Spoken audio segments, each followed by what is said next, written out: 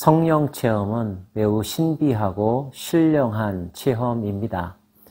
연약한 인간이 완전하신 하나님의 영으로 충만해지는 것.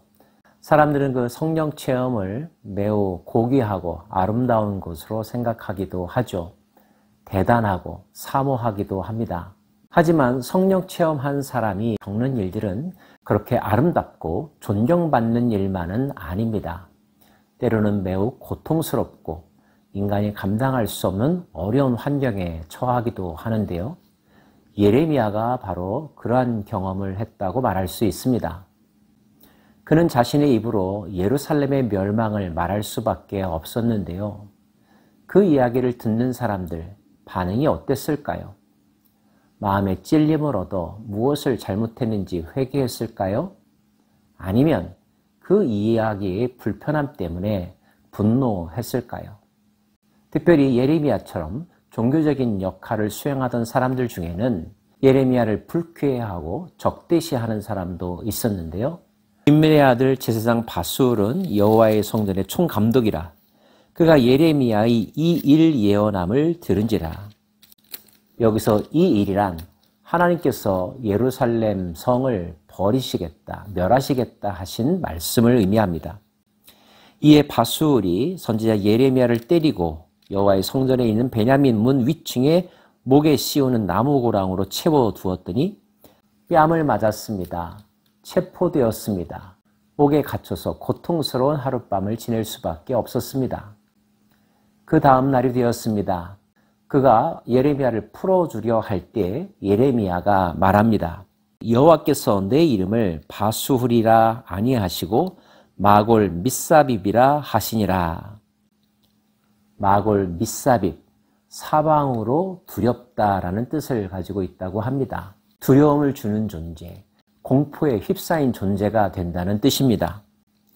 여호와께서 이와 같이 말씀하시되 보라 내가 너로 너와 내 모든 친구에게 두려움이 되게 하리니 그들이 그들의 원수들의 칼에 엎드러질 것이요 내 눈은 그것을 볼 것이며 내가 온 유다를 바벨론 왕의 손에 넘기리니 그가 그들을 사로잡아 바벨론으로 옮겨 칼로 죽이리라.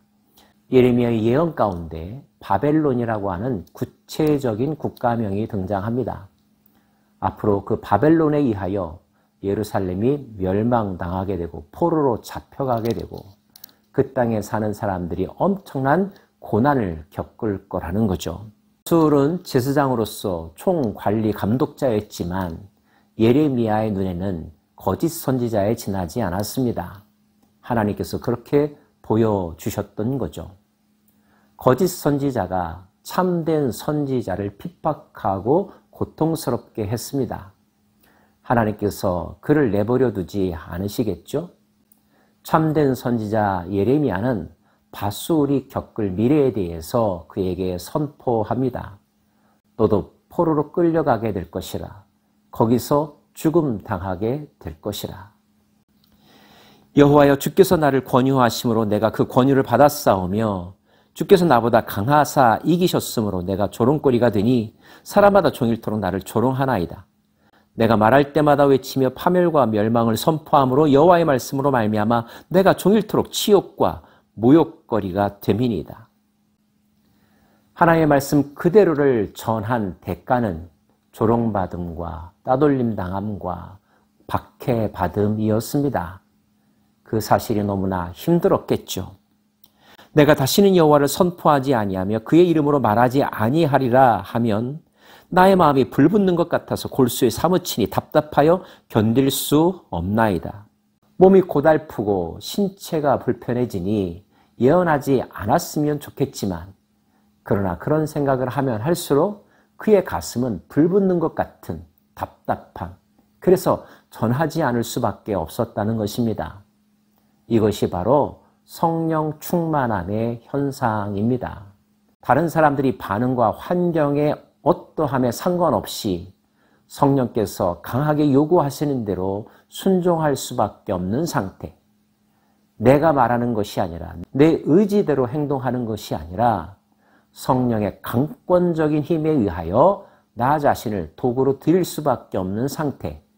이것이 바로 성령 충만함입니다.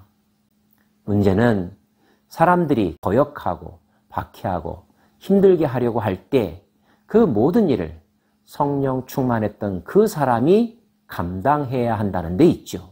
친구도 주변에 있는 사람 누구도 예레미야의 그 신령한 상태를 이해하지 못하고 있습니다. 세상이 더욱더 악하였고 하나님으로부터 떠난 삶을 살던 세대였기 때문에 더더욱 하나님의 사람은 외로울 수밖에 없었죠. 그의 심신은 너무나 고달팠던 것입니다. 그 스트레스가 너무나 컸을까요? 문득 그 자신이 너무나 고통스러워서 자신의 삶을 저주하기조차 하는 극단적인 말, 정반대의 푸념도 하곤 하는데요. 이때 내뱉은 예레미야의 말은 한편으로는 이상하다 싶기도 하면서 또 한편으로는 그 심정이 이해가 되어 함께 울고 싶은 마음, 답답한 마음 그대로라는 것을 고백하지 않을 수가 없습니다. 예레미야의 고통이 어느 정도였냐고요? 내 생일이 저주를 받았다면, 나의 어머니가 나를 낳았던 날이 복이 없었다면, 그 사람은 여호와께서 무너뜨리시고 후회하지 아니하신 성읍같이 되었다면, 그가 아침에는 부르짖는 소리, 낮에는 떠드는 소리를 듣게 하였다면 좋을 뻔하였나니, 이는 그가 나를 태에서 죽이지 아니하셨으며 나의 어머니를 내 무덤이 되지 않게 하셨으며 그의 배가 배부른 채로 항상 잊지 않게 하신 까닭이로다. 차라리 태어나지 않았더라면, 일찍 죽었더라면 이처럼 힘든 세월을 겪지 않았을 텐데, 이처럼 비참한 상황을 내가 목격하지 않았어도 됐을 텐데 왜 이렇게 나를 힘들게 하십니까? 어찌하여 내가 태에서 나와서 고생과 슬픔을 보며 나의 날을 부끄러움으로 보내야만 합니까? 탄식하고 있습니다. 저는 이 장면을 보면서 십자가상에 예수께서 부르짖었던 외침을 떠올리게 됩니다. 나의 하나님, 어찌하여 나를 버리셨나이까? 전혀 이전의 예수님과는 전혀 다른 모습의 외침을 하고 계시죠. 심지어 하나님을 원망하는 소리까지 하십니다. 그만큼 그 고통이 컸다는 것입니다.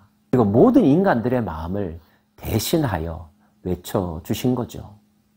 예레미야가 그와 같은 심정으로 하소연하고 푸념하고 하나님을 향하여 원망하고 있는 것입니다. 이런 예레미야의 모습을 보고도 성령 충만하고 싶으십니까? 성령 충만해야 합니다. 성령 충만한 사람은 마음속의 모든 것들을 하나님을 향하여 쏟아부을 수 있으며 동시에 그 한계를 뛰어넘는 위대한 고백, 신앙의 고백, 경배의 고백도 할 수 있는 거죠. 그러하오나 여호와는 두려운 용사 같으시며 나와 함께 하심으로 나를 박해하는 자들이 넘어지고 이기지 못할 것이오며 그들은 지혜롭게 행하지 못함으로 큰 치욕을 당하오리. 그 치욕은 길이 잊지 못할 것이니다. 의인을 시험하사 그 폐부와 심장을 보시는 만군의 여호와여, 나의 사정을 주께 아뢰었사온즉 주께서 그들에게 보복하심을 나에게 보게 하옵소서. 여호와께 노래하라. 너희는 여호와를 찬양하라. 가난한 자의 생명을 행악자의 손에서 구원하셨음이니라. 이것이 예레미야가 진실로 고백했던 헌신이고 하나님에 대한 신뢰였습니다. 주께서 저들을 용서하여 주옵소서. 나의 영혼을 주께 맡기나이다 라고 고백했던 것처럼요. 그러면서도 모든 인간들을 대신하여 왜 나를 버리셨냐고 외쳤던 예수님의 마음, 그 마음이 오늘 예레미야의 심정인 것을, 성령 충만의 실제 모습을 정확하게 이해할 수 있기를 원합니다. 그러면서 동시에 더더욱 성령의 충만함을 사모할 수 있기를 원합니다. 성령 충만한 사람에 의하여 미래가 밝혀지게 될 것이며 어리석은 자들이 주께로 돌아올 것이기 때문입니다. 기도하십시다.